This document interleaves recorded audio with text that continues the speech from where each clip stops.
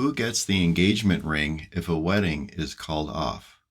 Well, unfortunately, it depends where you live. Many states consider an engagement ring to be a conditional gift, meaning it's a gift made on the condition of a wedding happening. So if the marriage happens, the person that gave the ring is out, and the person who received the ring keeps it because the ring was given as a condition of getting married and the marriage happens, so the ring is kept by the receiver in many states. Well, what if the marriage doesn't occur? Well, it varies.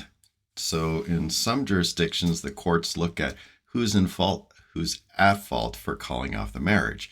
And again, this depends where you live. For example, in South Carolina, like many states, they have a no fault approach, which means that the recipient, the receiver of the ring, must return the ring to the giver of the ring if the marriage doesn't happen, and it doesn't matter who's responsible for the breakup.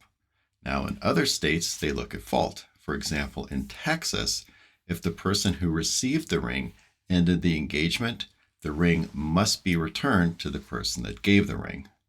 But if the person who gave the ring is the one that called off the marriage, the receiver gets to keep it. Now, in other states, they look at fault, but it's a little bit differently. For example, in California, if it's called off by mutual agreement, then the person that gave the ring's entitled to get the ring back. But what if the receiver called it off?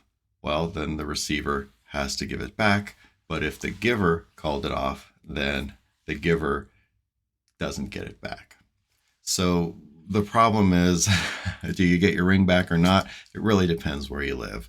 So check the state law where you happen to be to see if you keep the ring, whether you are the giver or the receiver of the ring. And if in doubt, the kind of lawyer you'd ask about that would be a local family law lawyer.